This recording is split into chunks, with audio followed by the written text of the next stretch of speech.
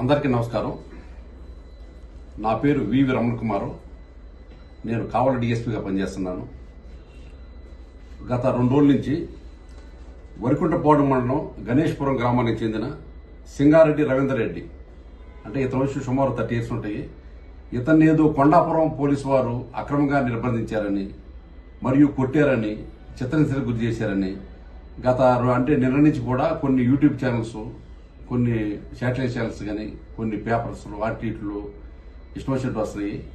వచ్చే వాటి నుంచి మేము పోలీస్ డిపార్ట్మెంట్ తరఫున మా యొక్క పై అధికారుల ఉత్తర్వుల మేరకు వాస్తవాలనేది ప్రజలకి తెలియపరచడం కానీ ఈ యొక్క ప్రెస్ మీట్ పెట్టడం జరిగింది. అసలు ఏంటంటే దీని యొక్క పుట్టుపూర్వతలు ఏంటంటే, ఈ వరిగుంటపాడు మండలం గణేష్పురం గ్రామానికి చెందిన సింగారెడ్డి రవీంద్ర, ఇతని వయసు సుమారు 30 years ఉంటాయి. ఇతను గతంలో చాలా నేరాలుంటే ఆ నేరాలకు గాను కొండాపురం పోలీస్ స్టేషన్లో ఇతని మీద రౌడీ షీట్ ఓపెన్ చేస్తుంది జరిగింది. సుమారు ఇతని మీద గతంలో 9 కేసులు నమోదైన ఉన్నాయి.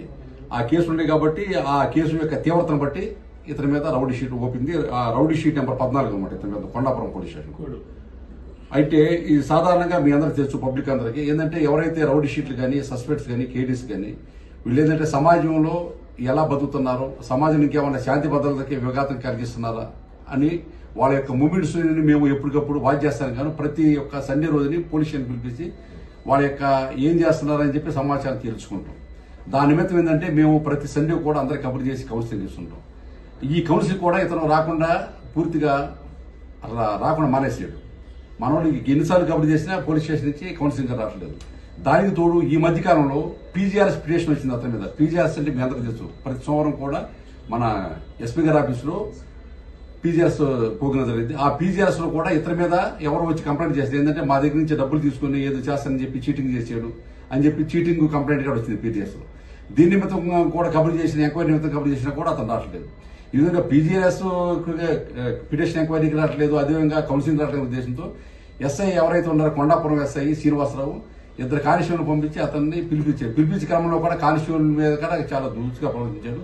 ఆయన పోలీస్ స్టేషన్ తీసుకొచ్చిన తర్వాత ఇతని మీద ఉన్న పీజీఆర్ఎస్ పిటిషన్ ఎంక్వైరీ చేశారు. అదేవిధంగా కౌన్సిలింగ్ అంటే అతను ఎలా ప్రజెంట్ ఆల్రెడీ ఇతని మీద రౌడీ షీట్ ఉంది కాబట్టి ఇతని జీవనం ఎలా చేస్తున్నారో, సొసైటీలో ఇతను ఏం చేస్తున్నా, ఏం పని చేస్తున్నా, మంచి చేయడం చేస్తానని చెప్పి అన్ని కూడా ఎంక్వైరీ చేసిన తర్వాత ఇతను సత్ప్రవర్తనతో ఉంటగాను 110E CRPC కింద ఇతన్ని మంచి ప్రవర్తన కలిగి ఉంటగాను మన కొండాపురం తహసీల్దార్ గారు, అంటే ఎగ్జిక్యూటివ్ మ్యాజిస్ట్రేట్ గారి దగ్గర ఇతను బైండ్ ఓవర్ చేసింది. బైండ్ ఓవర్ చేసి పంపించేశారు.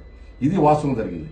అయితే ఏం జరిగిందంటే, ఇతను గతం నుంచి కూడా కొన్ని ఇల్లీగల్ యాక్టివిటీస్, అంటే అసాంఘిక అంటే కోడి పంజాలు ఆడిస్తాం కానీ, అదేవిధంగా పేకాటలు ఆడిస్తాం కానీ, అదేవిధంగా ఇల్లీగల్ మైనింగ్, ఈ విధంగా ఇసుక, కంకర ఇలాంటి చేస్తుండేవాడే.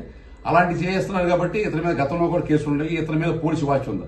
ఈ విధంగా పోలీసులు నా మీద వాచ్ పెట్టారు నా యొక్క ప్రతి మూమెంట్. కాబట్టి నేను ఇలాంటి ఇల్లీగల్ యాక్టివిటీ చేయాలంటే కష్టం ఉద్దేశంతో పోలీసులు ఏదో ఒక రకంగా డిఫెన్స్ లో పడేయాలి, వాళ్ళని ఆత్మరక్షణలో పడేస్తే వాళ్ళు మన జోలికి రారు కాబట్టి మనం ఏమైనా చేసుకోవచ్చు ఆ ఉద్దేశంతో అతను నన్ను కొట్టారు, నిర్బంధించారు అని ఏదో అన్నెసరిగేషన్ చేసి నెల్లూరు హాస్పిటల్కి వచ్చి నెల్లూరు హాస్పిటల్లో జాయిన్ అయ్యాడు. వాస్తవం ఏంటంటే, అతను పోలీసుల్లో ఆల్రెడీ ఎప్పుడైనా సరే పోలీస్ అనేవాడు సొసైటీకి మంచి జరగాలని కోరుకుంటాడు. కానీ మనం ఏది చేసినా లీగల్ ప్రాసెస్లో చేస్తాం, ఇల్లీగల్ ప్రాసెస్ ఇప్పుడు కూడా చేయం.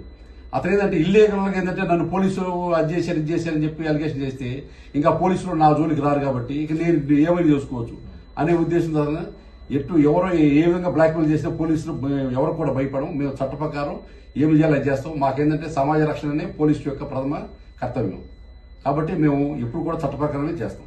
సార్, ఈ రవీంద్ర రెడ్డి అతను ఇప్పుడు ప్రజెంట్ ఎక్కడ ఉన్నాడు సార్? ప్రజెంట్ ఎక్కడో తెలియదు అన్నమాట. అంటే ఇప్పుడు అలిగేషన్ ఏంటంటే మీరు నిర్బంధించారని అలిగేషన్? లేదన్నా, మేము అతను వచ్చేసి నెల్లూరు హాస్పిటల్లో అడ్మిట్ అయ్యాడంట, ఏదో దెబ్బలు ఉన్నాయని చెప్పి. నన్ను పోలీసులు నిర్బంధించారు, నన్ను కొట్టారు అని, నా గాయాలని నేను వచ్చేసి చికిత్స కోసం అని చెప్పి నెల్లూరు హాస్పిటల్ వచ్చి అడ్మిట్ అయ్యాడు. నెల్లూరు హాస్పిటల్ అడ్మిట్ అయ్యాడు.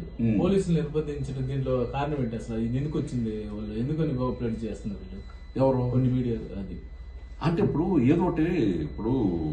అది ఉండాది లేదు, ఏదో ఒకటి ఏదైనా కొంచెం మసాలా కలిపితే అగరెస్ట్ పోలీస్ న్యూస్ అనే దానికి కొంచెం అట్రాక్ట్ గా అట్లా చేస్తున్నా కానీ అసలు అక్కడ దాంట్లో వాస్తవం ఏంటి, ఏం జరిగింది అనేది ఎవరు ఇస్తున్నారు చెప్పండి. False and base. అప్పుడు దాన్ని దానికి క్లారిటీ ఇస్తాను నీకు. ఇప్పుడు వాస్తవంగా ఏం జరిగింది అనేది చెప్పి వివరణ ఇస్తానికి మా యొక్క పై అధికారుల ఉత్తర్వుల మేరకు అసలు ఏం జరిగింది, వాస్తవం ఏం జరిగింది, ఈ విధంగా మనం ఛానల్స్ ఏ విధంగా ప్రచారం అవుతుందా దాన్ని ఖండిస్తాను కానీ మేము ఈ ప్రశ్న పెట్టి అతను హాస్పిటల్ చేరిన తర్వాత ఏమన్నా ఎవరితో మీడియాతో ఏమన్నా ఎవరితో మాట్లాడాడు సార్? అది తెలియదు మాకు. అదేం లేకుండా వీళ్ళు ఎలా చేశారు? ఇప్పుడు వాళ్ళు ఏం చేసి మాకు తెలియదు కదా. ఇప్పుడు మేమేంటంటే బండి అవుట్ చేసి వదిలేసాం, ఓకే. తహసీల్దార్ దగ్గర బండి అవుట్ చేసాం వదిలేసాం. తర్వాత అతను ఎక్కడికి వెళ్ళాడో ఎవరితో మాట్లాడాడో ఏం చేసాడో మాకు తెలియదు కదా. Okay, okay. అది okay sir, thank you. Thank you.